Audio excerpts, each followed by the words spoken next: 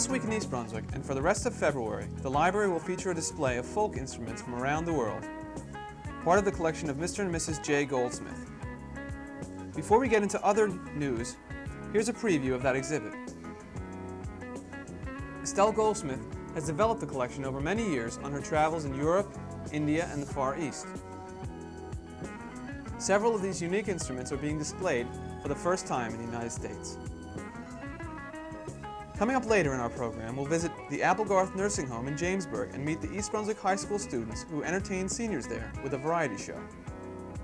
John Meggiolaro will learn more about high school basketball from coaches Hannah and Leibowitz. Next, Shirley will examine the unique atmosphere at the J. August Café in New Brunswick. Sharon will preview the annual Friends of the Library book sale coming up in 2 weeks, followed by consumer tips on contact lenses from Adrian Eisner. And finally, our Township Council review will summarize Tuesday's meeting, all coming up this week on This Week in East Brunswick.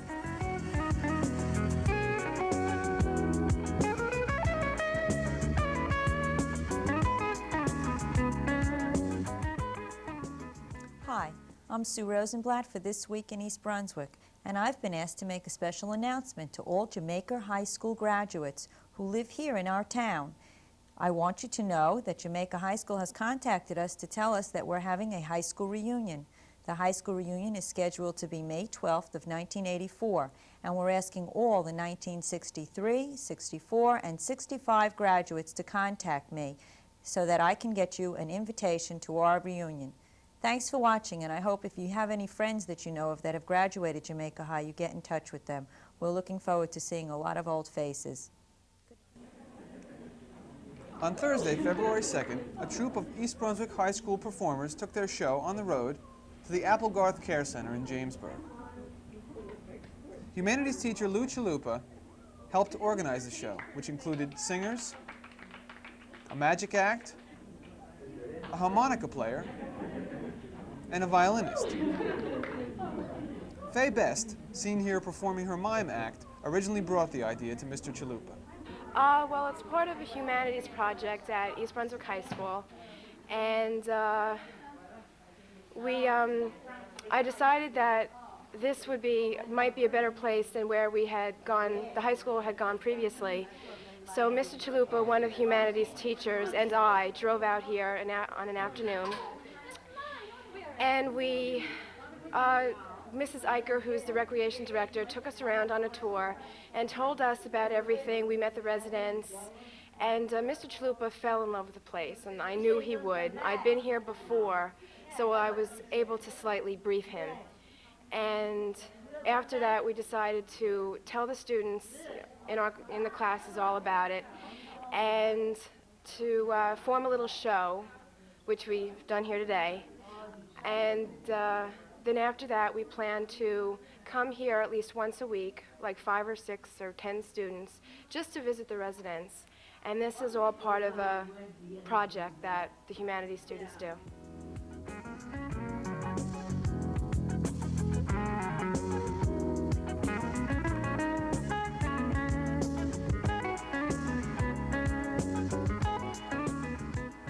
Hi, I'm John Meggiolaro for This Week in East Brunswick. Tonight we continue with our review of the winter sports at East Brunswick High School as we look at this year's high school basketball teams. Joining us are Ed Leibowitz, head coach of the boys team, and Debbie Hanna, who's assistant coach of the girls team. Coaches, welcome to This Week in East Brunswick. Ed, let's start with you. The boys came out fast and they're looking good. Pleased? Well, I think we're a little pleased and we're also a little bit surprised. We got off to a tremendous 6-0 start. Included in that was the E.F. Hutton tournament, which we ran this year at East Brunswick, in which we defeated Metuchen, which a lot of people thought would have been one of the stronger teams in the county this year. We then went on to another 1 or 2 wins and had a little slump in the middle with a 3-game losing streak. I think partly the fact that we had to play St. Joe's and Madison Central, but I think also contributing to that was the death of Glenn Libby, which really affected the fellows tremendously, and I know how much they had their heart in it. And then after that, we ran off 7, and I hope we can continue playing well right into the counties and the state tournaments.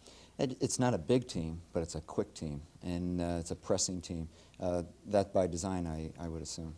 Well, it's not so much by design as by lack of any other choice we really have. when we go against people that are 6'7" and 6'8", which is the Colonias and the St. Joe's, and a lot of people are, if we get into a half-court game with them and just push it up and down the floor and take one shot and then they take another shot, we're going to lose. Yeah. The biggest player we have is Jeffrey Weiss at 6'2", and we're giving away inches and inches every time we play. So we're just going back to the same style we did last year, where we're going to come out, we're going to press you, and we're going to run on you. And if you can stop that, you're going to beat us. If you can't, we're going to beat you. Okay, Ed, if you would, take a moment and run down your lineup and give us a little insight about your players.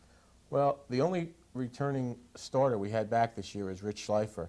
And Rich played at the small forward spot last year and did a very good job on a team which was really dominated by the outstanding play Gary Harmon. Rich has come into his own this year as the captain of the team, and as a senior has had some very, very fine games for us. I think the most pleasant surprise, and maybe one of the biggest surprises in the county, is the play of Glenn Monteseschi. Glenn did not play a minute of varsity last year. He was hampered with an ankle injury. We didn't know how good he was going to be, and he really worked hard this summer in summer leagues and with myself, you know, just working out, and he's turned into a fine point guard, and he's about 12th or 15th in the county in scoring. We always knew he was a great shooter, but he's played the point spot and he's ran the offense for us. At the small forward is Derek Rowe. And Derek is really starting to come into his own as a basketball player now, because it's a little hard for him to get going after football season and all the bruises and the bumps. And he's doing a good job for us. But again, that's one of our forwards, and Derek's about 5'10". Excuse me. Also up front is Jeff Angelski. Jeff is about 6'2", and is a very, very sound shooter, very fundamentally sound player, and has done a good job for us. And at center is Jeffrey Weiss, whose job I don't envy, because every night he's looking up to people. He's giving away inches, he's giving away pounds, and when he's not asked to play somebody 6'8" or 6'7", he usually plays very, very well against anyone his comparative size, and we're very, very pleased with their play. And that's a starting lineup. We've been getting a lot of help off the bench because of the fact that we press so much and run. Jeff Zinovich, a senior and a goalie on the soccer team, has done a fine job. Ben Bradley, a senior, backs up Weiss and Angelski at the center position. Mark Dobrinsky, who is a junior and backs up the point spot, has all been a contributing factor. The one fellow that excites me the most is I think we might have a blue chipper in our stable.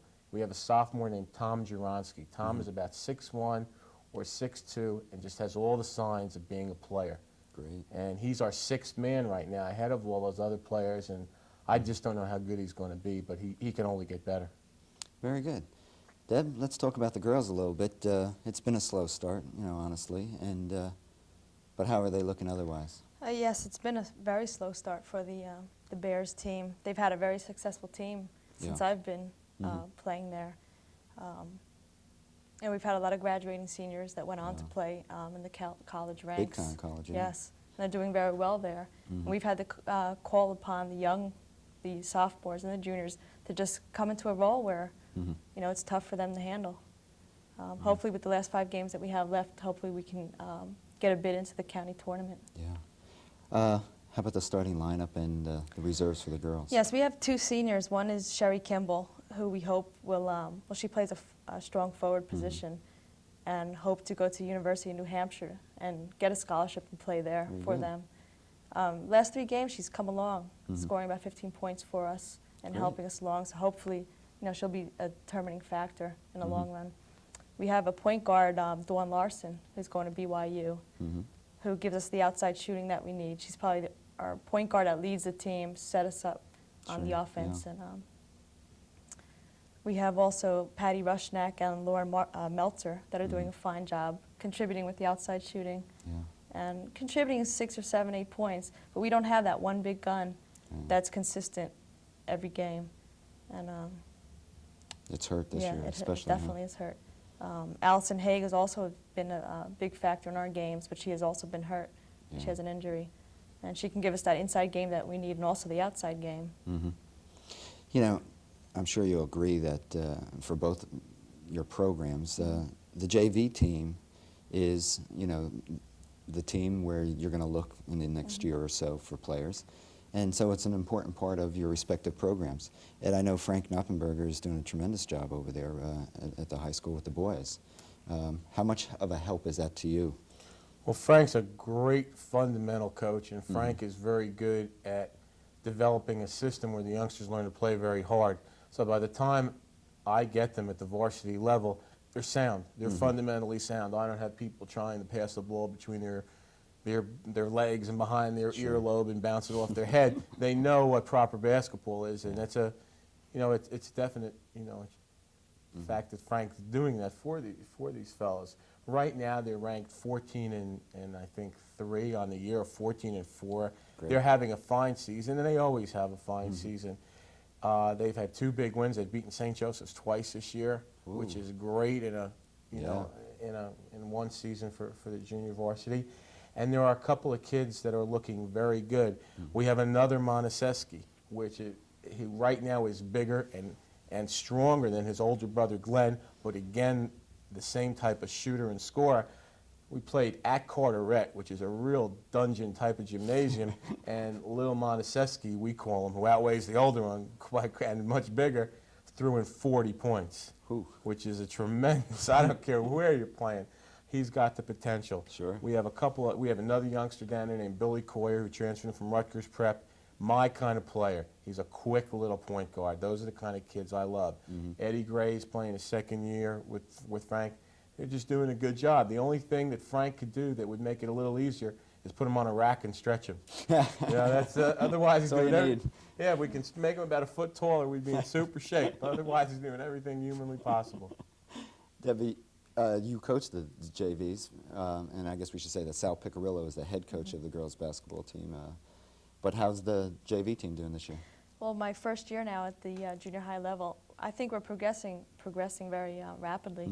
We just went over 500 the other day against a big win against a 6-foot center and a big front. And my girls came through and they pulled out a nice victory, 3 points. But most of our games have been lost by 2-4 points, which shows that the girls have that determination. Michelle Karen, Kathy Babbix, Donna Spangle. A lot of these girls have come through with the big plays, and that's what I need, and we're getting it. Great. So the rest of the season should be, you know, a determining factor for next season. Good. What's up ahead for you quickly concerning the schedule, Ed? Well, this Sunday we'll sit down and determine the seedings of the county tournament. I'd have to think we're going to be, depending on tomorrow night's game against Madison Central, somewhere around 4th or 5th as far as the ranking goes. Well, obviously we've qualified for the county tournament. The games, I believe, will start in about a week, as next week is the last week of regular season. And depending on the draw and a couple of good wins, I'd really cross our fingers, hope to go to the RAC this year, maybe to the semifinals. Colonia is the #2 team in the county, without question, and their one loss we put on them. So obviously we're capable of playing that type of basketball. After that, we enter the state tournament, which we've also qualified for, and the Group 4 schools that have made it from our area are Colonia, Madison Central, Perth Amboy. Trenton's going to be in there, Hamilton West, which we played in the first round last year, and I have no idea. Our goal, I think, right now is to play as well as we can for the remainder of the year. We had 17 wins last year. We're trying to better last year's record, and the all-time East Brunswick record for wins is 19, and maybe with a little run and a couple of games we could, you know, beat that. And the beautiful part about it is, on paper, before the year started, we shouldn't have been that good a basketball team because we have no dominant player, we have no outstanding talent. So it's a real, you know. Well, I think it's a compliment of your coaching, too. I get lucky once in a while.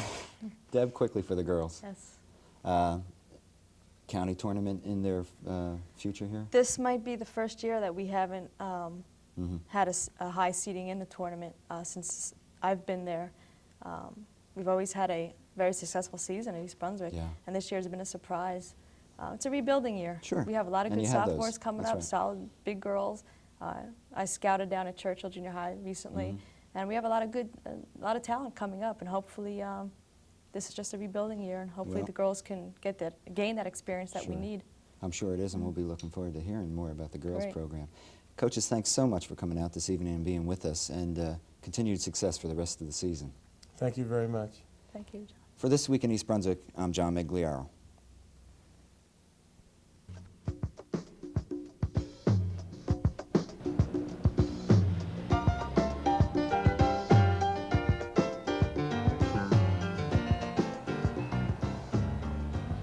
Hi, Chris Shirley here for This Week in East Brunswick. Welcome back. I'm here today at J. August, which is located at 65 Church Street in New Brunswick. And we're going to step inside to talk with Bob Snyder, who is the owner. Bob, if someone calls who had never been to your restaurant before and asks you to describe it to them, what would you say? We're in formal fine dining. We have an eclectic menu. We have some eclectic kitchen noises. We try to do our dishes, we try to make the dining experience at J. August a bit different than what you would get out on the highway, out on Route 18. I noticed that when we came in here. If we do, people like shrimp, for example, so we either do our shrimp Creole style, or we'll do it, how we call it, crevettes, which is basically a scampi, but you really have to like garlic. Okay. Sounds like something I would enjoy myself. In service, everyone makes mistakes, but I think our crew here is probably the friendliest and most professional that you'll find in central New Jersey. A lot of people, the best compliment I've ever gotten was when someone said this place should be in San Francisco. Okay, and everybody calls J. August a little bit of Soho in New Brunswick. And I resisted playing that up in a marketing sense for a lot of years, but that's sort of how our advertising, the tact of our advertising, because it really is quite accurate. We're in a 1890s Victorian cast iron style building in probably the only piece of the Higher Market Historic District that's going to remain when they tear down the rest in New Brunswick. I'm so happy it will be, too. Which will lead to my next question about the decor. Like I had mentioned to you before, my dad and his family grew up in New Brunswick, and the decor in here reminds me very much of what I have seen in some of the old photos that they have showed me. So maybe you could start and elaborate a little bit on the unique decor you have in here. J. August has had the good fortune to become almost a museum of commercial memorabilia. It's incredible. A lot of the things are stuff that people would normally trash can, as was the case with Tiffany lamps, and so you don't find it around. I made a point when a lot of the demolition was going on in New Brunswick to go out on Sunday mornings and salvage some of the memorabilia that I thought more interesting. And some I was just plain fortunate. The Soson's jewelry store clock behind me was, for 40 years, was a prominent landmark on George Street, as was Soson's itself as a store. Right. The family was an institution. Our bar is the oldest, as far as I know, is the oldest bar in New Brunswick. It came from the Hotel Klein, which, interesting enough, was on Albany Street, right where the Hyatt Hotel is now, and was the back door only delivery entrance hotel in New Brunswick. It was the Hyatt in its day. Some of the other big hitters are signage, hat cleaning signs, which date from the turn of the century. And your Buster Brown sign. And the Buster Brown shoe sign, and then the lights are salvaged from buildings salvaged or purchased, period-wise from buildings. The place itself is an antique. I mean, it's 14-foot high tin ceilings.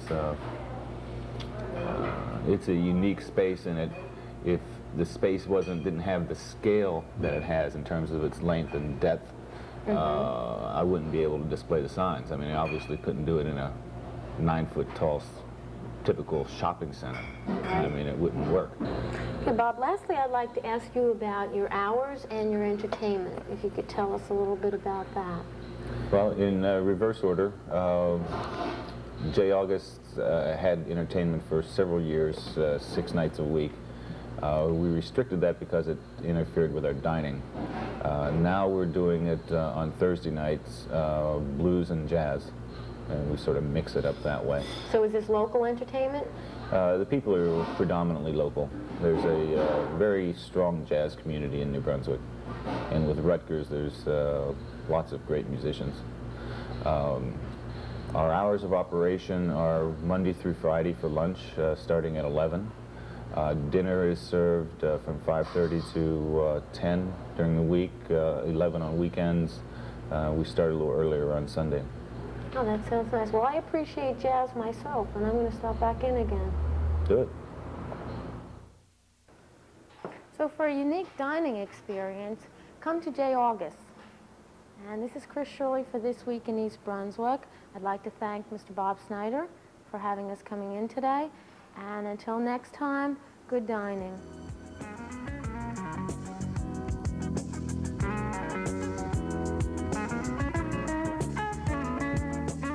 Hi, this is Sharon for This Week in East Brunswick. And with me today, I have Fran Goodsite, who's the president of the Friends of the Library. She's here to tell us about the 10th annual Friends Bargain Book Sale, which is coming up very soon. Welcome, Fran. Thank you, Sharon. We're going to be having our book sale this year at the Brunswick Square Mall. It's going to begin on Monday, March 27th at 7 o'clock at night. That's our preview night. And the book sale is going to run through the following Sunday, March 4th. So you'll have a whole week for book sale this year. Yes, we will, and we're going to be there the same hours as the mall operates. Okay, I understand that you're going to be at a new place this year. Oh, yes, that's important. We're going to be this year at the Penny's Court. In years past, we've been at the Bamberger's Court, but we're to be looked for at the Penny's Court this year. I see. And can you tell us, is there anything special happening this year? I hear you're having a special drawing. Oh, yes, we are. We're going to have a drawing for a special prize. It's anybody who fills out cards is going to be entitled to a trivia game, which is very popular this year. I see, and that hopefully will get people down to the Penny's end of the mall. Can you tell us, do you have a lot of books? Oh, that we have. We have thousands of books, fantastic bargains for anybody who comes. And we're also going to be having 2 puppet shows. I see. When are the puppet shows scheduled for? On Wednesday and Thursday nights. At what time? They will be at 7:30, and we're going to have them again at 8 o'clock. I see. Okay. Can you tell us about how much the books are priced? The books are priced anywhere from 50 cents up to $3.50 for the very special pretty new fiction books. So people can really get some recent bestsellers when they come down? Oh, absolutely. Are there yes. encyclopedia sets this year? We do. We have many reference sets, very nice ones. Can you tell us where the Friends get most of their books from? All our books come from donations from people in East Brunswick and surrounding towns. They come in all year, and they're priced by our workers and sorted out into various categories and brought over to the book sale. I see. And are there books for children too? Oh, how can I forget that? We have fantastic books for children, wonderful selection this year. Okay, and you also do get books from the library. Oh, that's yes. something we should mention too, yes, I guess. we do. We get many, many library discards, very nice ones also. Okay, well, do you want to make sure people know the dates again? Give them the dates one more time. Okay, our preview night is Monday, February 27th at 7 p.m. And we are going to be there through the following Sunday, March 4th at 5 p.m. Okay, well, Fran, I thank you very much for being here. I know you were a little nervous, but it's always nice to have you here. And, of course, you know how much the library appreciates everything the Friends does for us. Until next time, this is Sharon Karmazin for This Week in East Brunswick. Coming up next, Consumer Aware. Hello. Welcome to Consumer Aware. I'm Adrienne Eisner of the East Brunswick Consumer Affairs Office. Are you in the market for contact lenses? With several types of contact lenses now available, more people than ever are able to wear them successfully. But before you rush out to buy contacts, shop around to find the eye care specialist who is best suited for your needs. Only ophthalmologists and optometrists may prescribe contact lenses. Ophthalmologists are medical doctors, MDs, who specialize in diagnosing and treating diseases of the eye. They may prescribe drugs and perform surgery, and they may sell eyewear too. Optometrists are doctors of optometry, otherwise known as ODs. They too are trained to detect eye diseases. They may also examine eyes and prescribe and sell eyewear. Opticians fill prescriptions for eyewear written by ophthalmologists and optometrists. They may not examine eyes or prescribe lenses. They are permitted in the state of New Jersey to fit contact lenses. 2 steps are necessary to obtain contact lenses: an eye examination and a fitting. The eye examination reveals whether you are a good candidate for contact lenses and also includes a test which determines the prescription needed to correct your vision. Only MDs and ODs can perform an eye exam. The fitting, which involves measuring the curvature of the eye and determining which lens is best for you, can be done by the MD, OD, or optician. Under the Federal Trade Commission's eyeglasses rule, an eye doctor, that is an MD or an OD, must give you a copy of your eyeglass prescription after you have an exam.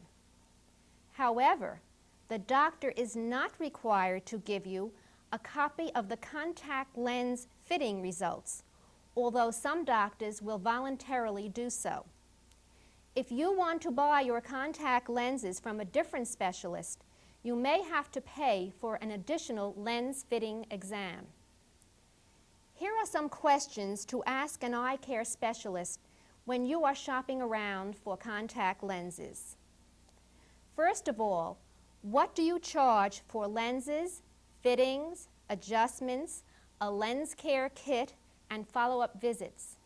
Sometimes bargain price contact lenses are not really so if you stop to figure out all the extras that you must pay for.